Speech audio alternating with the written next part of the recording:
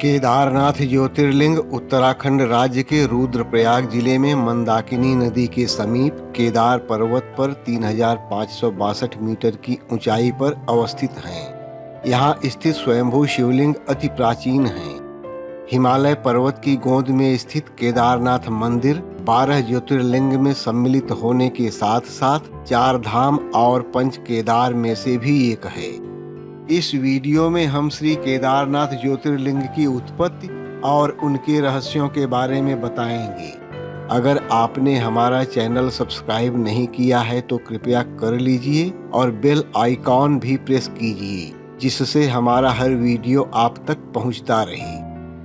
देवों के देव महादेव अगर किसी से बचकर भागते फिरें तो सुनकर आप जरूर हैरान होंगे, लेकिन यह सच है कि महादेव को भी 5 भाइयों ने भागने पर विवश कर दिया था। इतना ही नहीं, इन भाइयों से अपनी पहचान छुपाने के लिए महादेव को बैल बनने के लिए भी मजबूर होना पड़ा था। हम आपको महाभारत काल की एक कथा और प्रमाण बता रहे हैं, किस प्रकार 5 पांडवों ने भगवान शिव को बैल बनने के लिए विवश कर दिया था। बात उस समय की है जब महाभारत युद्ध समाप्त हो चुका था और 5 पांडव भगवान श्री कृष्ण के साथ युद्ध की समीक्षा कर रहे थे। कृष्ण ने पांडवों से कहा कि युद्ध में भले ही जीत तुम्हारी हुई है, लेकिन तुम लोग अपने ही गुरु और बंधु बांधवों को मारने के कारण पाप के भागीदार बन गए हो। इस पर पांडवों ने पाप से मुक्ति पाने का उपाय पूछा। कृष्ण ने कहा कि इन पापों से सिर्फ महादेव ही मुक्ति दिला सकते हैं, अतः महादेव की शरण में जाओ। महादेव को जब इस बात की जानकारी मिली कि पांडव उनके पास आ रहे हैं तो वे बार बार स्थान परिवर्तन करने लगे, क्योंकि महादेव पांडवों द्वारा राज्य पाने के लिए बंधु बांधवों का वध करने के कारण उनसे नाराज थे। पांडव भगवान शंकर के दर्शन के लिए काशी गए, पर वे वहां नहीं मिले।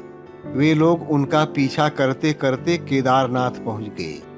महादेव ने देखा कि पांडव केदारनाथ आ गए हैं तो उनसे बचने के लिए उपाय ढूंढने लगे। तभी उनकी दृष्टि पशुओं के झुंड पर गई और वह अपनी पहचान छुपाने के लिए बैल बनकर झुंड में शामिल हो गए। पांडवों के लिए पशुओं के झुंड में से महादेव को पहचानना कठिन था, इसलिए महाबली भीम 2 पहाड़ों के बीच पांव रखकर खड़े हो गए। बाकी सभी भाइयों ने पशुओं को भीम के पैरों के नीचे से भगाना शुरू कर दिया। सभी पशु भीम के पैरों के नीचे से गुजर कर गए, लेकिन महादेव को पैरों के बीच से निकलकर जाना अनुचित लगा। वे वहीं पर रुक गए और जमीन में अंतर्ध्यान होने लगे। तभी भीम ने झपटकर बैल की त्रिकोणात्मक पीठ का भाग पकड़ लिया। भगवान शंकर पांडवों की भक्ति और दृढ़ संकल्प देखकर प्रसन्न हो गए। उन्होंने तत्काल दर्शन देकर पांडवों को पाप मुक्त कर दिया। तभी से भगवान शंकर बैल के पीठ की आकृति पिंड के रूप में श्री केदारनाथ में पूजे जाते हैं। ऐसा माना जाता है कि जब भगवान शंकर बैल के रूप में अंतर्ध्यान हुए तो उनके धड़ के ऊपर का भाग नेपाल के काठमांडू में प्रकट हुआ, जहां अब पशुपतिनाथ का प्रसिद्ध मंदिर है। शिव की भुजाएं तुंगनाथ में, मुख रुद्रनाथ में, नाभि मध्य महेश्वर में और जटा कल्पेश्वर में प्रकट हुए। इसलिए इन सभी को सम्मिलित रूप से पंच केदार के नाम से जाना जाता है। जून 2013 के दौरान उत्तराखंड और हिमाचल प्रदेश राज्यों में अचानक आई बाढ़ और भूस्खलन के कारण केदारनाथ सबसे अधिक प्रभावित क्षेत्र रहा। मंदिर का प्रवेश द्वार और उसके आसपास का इलाका पूरी तरह से तबाह हो गया था। भक्तों की प्रगाढ़ आस्था को देखते हुए मंदिर का दुरुस्तीकरण तत्काल किया गया और सारे कार्यक्रम पूर्ववत चलने लगे। यहाँ की जलवायु अनुकूल न होने के कारण यह मंदिर दर्शन के लिए अप्रैल से नवंबर माह के मध्य ही खुलता है। मंदिर के खुलने की तिथि हिंदू पंचांग की गणना के अनुसार तय की जाती है।